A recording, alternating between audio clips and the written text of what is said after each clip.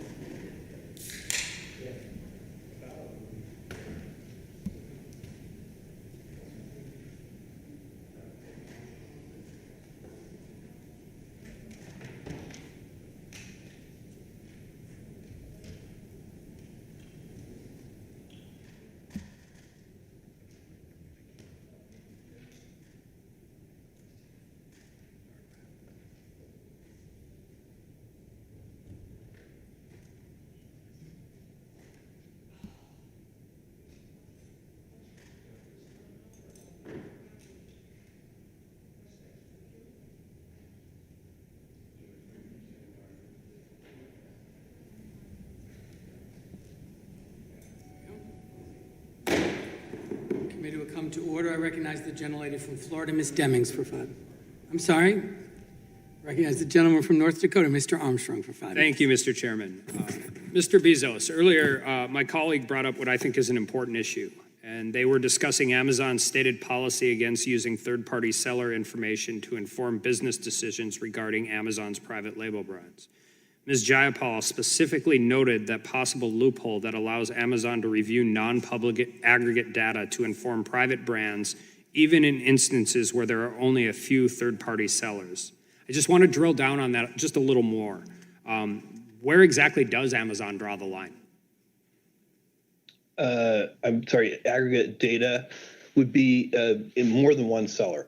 Okay. And of course, you have to remember that the person seeing the report would have no way of knowing how many sellers are inside that group, or what the breakdown would be between those sellers. So, and I would remind you that it's not that different from perhaps a bestseller list or a product ranking, which we do make public for all. And I just want to be clear, does Amazon allow the use of aggregate data to inform private label Amazon brands when there are only 3 sellers for a product? Yes, sir. Does Amazon look at aggregate data when there are only 2 sellers of a product? Yes, sir. So, and am I correct in my understanding that Amazon is conducting an internal investigation on the use of third-party data? Yes, we're basically trying to understand some of the anecdotes that we saw in the Wall Street Journal article. Will you commit to informing this committee on the outcome of that investigation, including on the exact circumstances of when Amazon is allowed to view and/or use aggregate data? Yes, we will do that. And now I want to move, just really quick, music can be used to drive revenue, and obviously there's a reason it's important, and I want to talk about Twitch for a second. News reports have indicated that Twitch users are receiving notice and takedown requests pursuant to the Digital Millennium Copyright Act. My understanding is that Twitch allows users to stream music but does not license the music. Is that correct?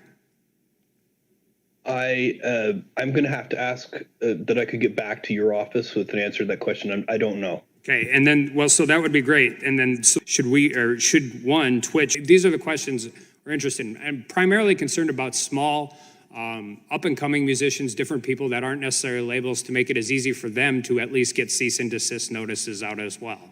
And as we continue to move forward there. Yes, Congressman, it's an important issue, and I understand it, and I will get back to your office on that. All right. Earlier this year, Google announced plans to retire third-party cookies, other digital advertising market participants at a disadvantage because they cannot when I use my computer as well. And I understand that there are legitimate privacy concerns with third-party cookies, but I do want to focus on the competition aspect. Did this asset advertising activities, Mr. Pichai? Congressman, as you rightly pointed out, this is an area where we have focused on user privacy and have also implemented these changes. We are doing it thoughtfully, giving time for the industry to adapt because we know publishers depend on our first Cookies, I'm asking you. Congressman, but Gentleman yields back. I now recognize the gentlelady from Florida, Ms. Demings, for 5 minutes. Thank you so much, Mr. Chairman. Mr. Zuckerberg, during discussions of changing Facebook's platform policy in 2012, you said that, and I quote, "In any model, I'm assuming we enforce our policies against competitors much more strongly." It sounds like Facebook weaponizes its policies to target competitors. Why would Facebook enforce its policies against competitors more strongly? Congresswoman, when we were a much smaller company, we saw that— This is 2012 now. This was in 2012, so please go right ahead. Sure. We've had policies in the past that have prevented our competitors, which at the time we were primarily worried about larger competitors, from using our platforms to grow and compete with us. So we had some of those policies. We continually review them over time. And okay, Mr. Zuckerberg, in 2013, a senior Facebook employee identified MessageMe as a fast-growing app on Facebook and said that we will restrict their access. Was this another example of enforcing Facebook's policies against competitors much more strongly? MessageMe. Congresswoman, I'm not familiar with that specific example, but we did have that policy. Okay, let's move to another one and see if you remember this one. In 2014, other Facebook product managers openly discussed removing Pinterest's access to Facebook's platform tools. As one employee said, "I am 100% in favor of the idea of moving it from Pinterest, but I am not recommending removing it from Netflix going forward." Why would Facebook product managers want to restrict Pinterest's access to Facebook, but not Netflix? Congresswoman, I'm not familiar with that exchange. I don't think I was on that. Why do you think you wouldn't have to be on that, but why do you think they made that decision or would make a decision like that? Well, Congresswoman, as I said, we used to have a policy that restricted competitors from using our platform, and Pinterest is a social competitor with us. It's one of the many competitors that allow people to share different types of Mr. content with their Zuckerberg, these communities. examples and supporting documents strongly suggest that Facebook does weaponize its platform policies, enforcing them selectively to undermine competitors. But let's move on. Mr. Cook, I am concerned that Apple's policies are also picking winners and losers in the app economy, and that Apple rules mean Apple apps always win. Mr. Cook, in 2019, we were worried about the safety of kids. okay, all right. So you were concerned about that the app basically undermined kids' privacy. But another app that used this same tool was Appsure. an app owned by the Saudi Arabian government. Do you recall what Apple's position was towards this app? I'm not familiar with that app. Okay, Apple allowed and said that that was one that was helping parent, Mr. Cook, that apps that supposedly did the same thing, powerful government. I'd like to look into this and get back with your office. It sounds like you applied different rules to the same apps. We apply the rules to all developers evenly. Did the fact that Apple had its own, Mr. Cook, let me just ask you this. Did the fact that Apple had its own parental control apps that were competing with these third-party apps contribute to Apple's decision to kick them off the Apple Store? Mr. Cook, what do you think about that? It did not. There's over 30 parental controls on the App Store today.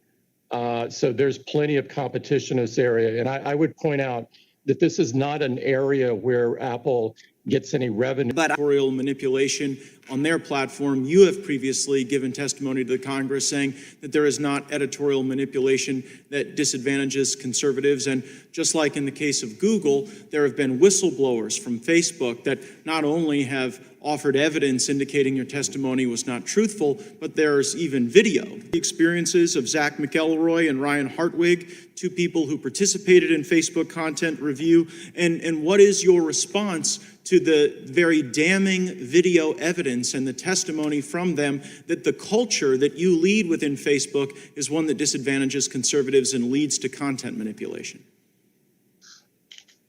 So, Congressman, I'm somewhat familiar with the concerns that they've raised. And as I've said, we aim to be a platform for all ideas.